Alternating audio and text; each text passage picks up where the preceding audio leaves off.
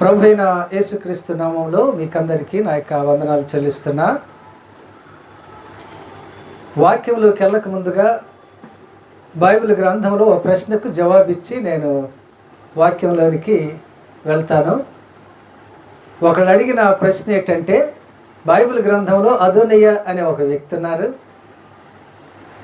2 వారాల క్రితం చెప్తే మళ్ళీ ఇప్పుడు ఎందుకు చెప్తున్నారు?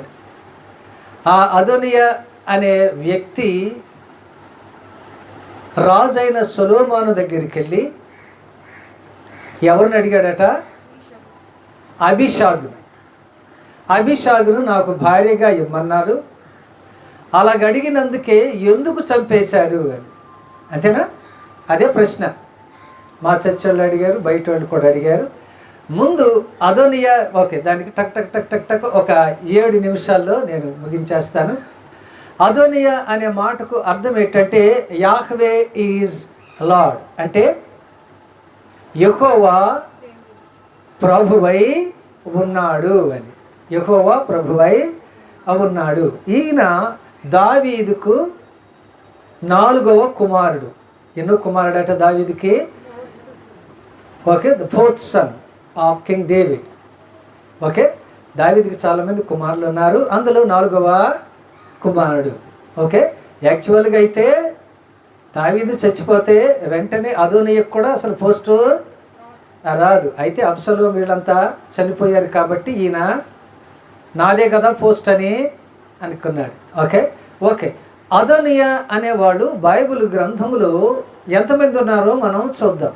ఓకే, ఫస్ట్ వన్ ఎవరు చెప్పండి? దావీదు యొక్క కుమారుడు. అది మీకు తెలుసు, అర్థమవుతుందా? ఓకే, మీరు దావీదు యొక్క కుమారుడు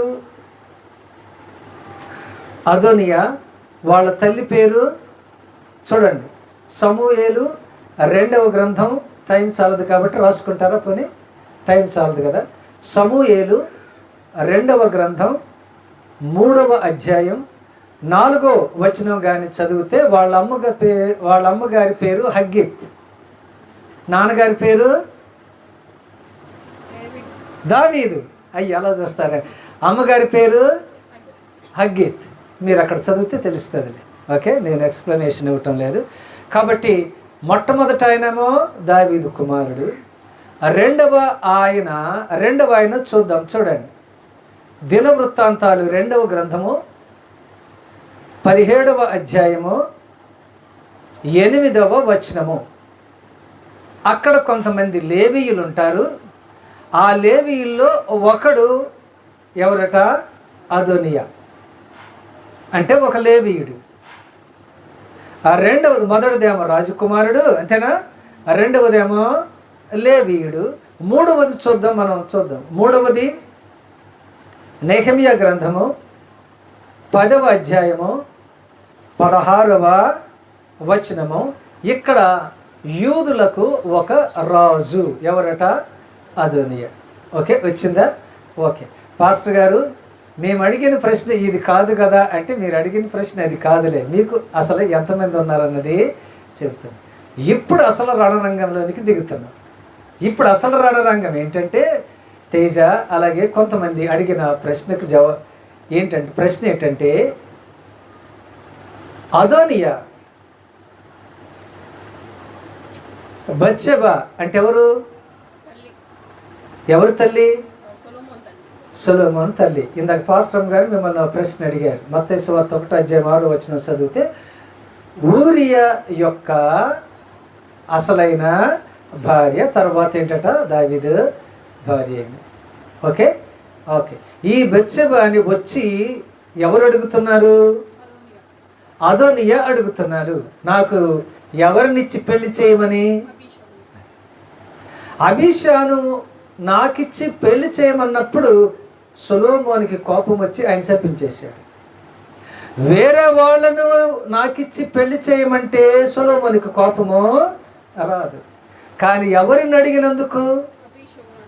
అబీషాను అడిగినందుకు మాత్రమే సొలొమోనుకి కోపం వచ్చింది. ఎందుకన్నది మీకు చక్కగా అది 3 ఐలు. ఏమైలట? 3 ఐలు. నేను మీకు చెబుతాను, జాగ్రత్తగా వినండి. ద వెరీ ఫస్ట్ థింగ్, మొట్టమొదటిది ఏంటి అంటే జాగ్రత్తగా వినండి. అడోనిజస్ రిగల్ యాస్పిరేషన్.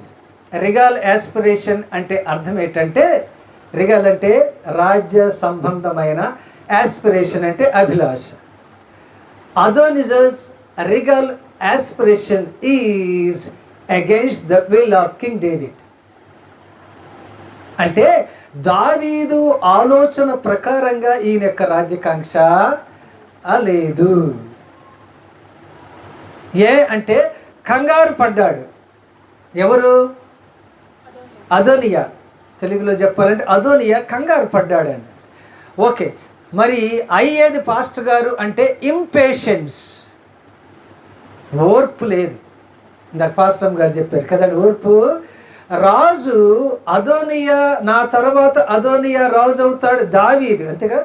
దావీదు నా తర్వాత అదోనియా రాజు అవుతాడు అని దావీదు ప్రకటించక ముందుగానే పాపం తనకు తానే ప్రకటించేసుకున్నాడు. అందుకనే చెప్తున్నా, అదోనిజస్ రిగల్ యాస్పిరేషన్ ఇస్ నాట్ గుడ్. ఆయన ఆ రాజ్య ఆకాంక్ష, ఆ అభిలాష సరైంది, నిజమే. దావీదు తర్వాత ఎవరు అవ్వాలండి? పెద్ద కొడుకు. అంటే ఈయనకంటే పెద్ద కొడుకులు ఉన్నారు, వాళ్ళు బకెట్ తన్నారు కాబట్టి ఎవరు అవ్వాలి? ఈయనే 4వ కుమారుడైన ఈయనే అవ్వాలి. కంగారు, ఇంపేషెన్స్ కదండి. అది అదోనిజస్ ఇంపేషెన్స్ అండ్ ప్రోయాక్టివిటీ సరిగా లేవు. అది మంచి విధానం కాదు. నీ తండ్రి చెబుతాడు కదా, తండ్రి చెప్పాక నువ్వు కూర్చుంటే గౌరవానికి, మీరే చెప్పండి, అంతేనండి. నీ అంతటా నువ్వు బలవంతంగా లాక్కునే దానికి తేడా లేదండి. If God gives, take, receive. Don't try to grab from him. ఆయన దగ్గర నుంచి నువ్వు లాక్కోవడానికి అది ఎలా ఉంటుందంటే బలవంతంగా లాక్కున్నట్టుగా అవి ఉంటుంది. అది మర్యాద కాదు. అర్థమవుతుందండి? అర్థమవుతుందా? కాబట్టి చూస్తారా, రాజులు మొదటి గ్రంథం 1వ అధ్యాయం 5 ఫాలోవింగ్ అంటే రాసుకోండి, మీరు ఇంటికి వెళ్ళక చదువు.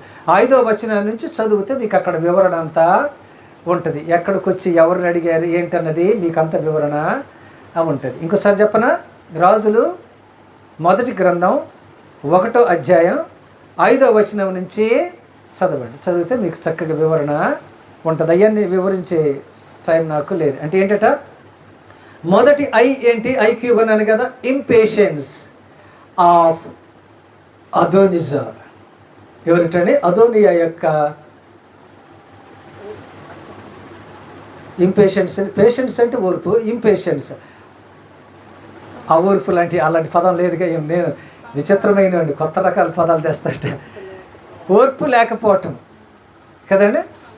ఇది అదోనియాకే కాదండి, ఇప్పుడు వాక్యం వింటున్నాం మనకు కూడా అది మనకు కూడా అది కదండి. అది పేషెన్స్ అనేది మంచిది, ఇంపేషెన్స్ అది మంచి విధానమో కాదు. ఓకే, రెండవ విషయం మనం చూద్దామా. ఆ రెండవ విషయం ఏంటంటే Adonijah's irrational and immoral regal aspiration. Irrational అంటే అర్థం ఏంటి? అంటే మతి లేకుండా అడగడం. రెండోది ఇమ్మారల్, నీతి లేకుండా. కొంతమంది అడుగుతారు కానీ అది రేషనల్ కాదు, ఇర్రేషనల్. ఆ ఇర్రేషనల్ నిన్ను ఇమ్మోరాలిటీకి తీసుకెళ్తుంది. దీంట్లో ఇమ్మోరాలిటీ ఏముంది పాస్టర్ గారు అని మీరు నన్ను ప్రశ్నించవచ్చు, చూపిస్తాను. ఓకే, చదువుదామా. 15వ వచనం చదువుతారా?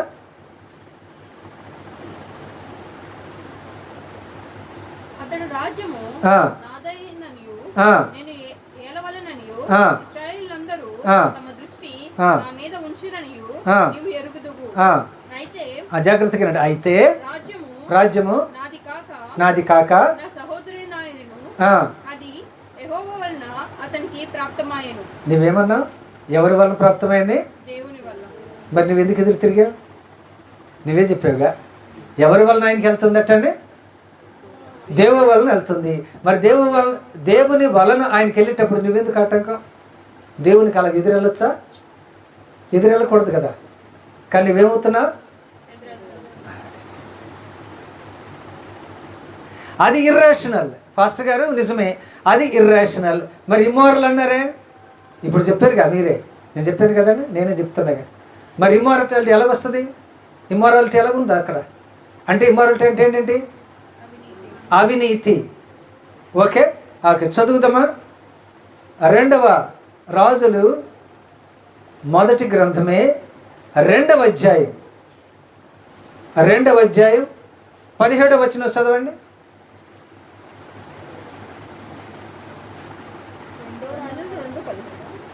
2:17. అతడు ఒప్పవలసినంత బలవంతము చేసి వారతని బతిమాలగా. రాజులు మొదటి గ్రంథము 2వ అధ్యాయము 17వ వచనం. ఆమె చెప్పమనగా అతడు రాజుకు సొలొమోను షూనేమీయురాలైన అబీషగును నాకు పెండ్లికిచ్చుటకు దయచేసి అతనితో నీవు చెప్పవలెనెను. చాలు, అబీషాగును నాకిమ్మంటున్నాడు. ఇప్పుడు అది ఓకే, తెలుగు భాషలో చెప్పాలి అంటే చెప్పకూడదు కానీ చెప్పటమే. అబీషాగు ఎవరికి కాంకుబైన్గా ఉంది? తండ్రికి. తండ్రి దాన్ని ఎవరు చేసుకోవాలంటున్నాడు? ఎవరు చేసుకోవాలని ఆశపడుతున్నాడు? నిజమేనంటారా? ఇప్పుడు ఈ మోరలేనా, ఇది మోరలా? ఓకే ఓకే, ఇప్పుడు జాగ్రత్తగా ట్విస్ట్ అంతా ఇక్కడే ఉంది. అసలు ఈ ప్రశ్నకు జవాబు నేను అదే అంటున్నా. మీరు ప్రశ్న అడిగితే అక్కడే పక్కనో ఎక్కడో ఇంకో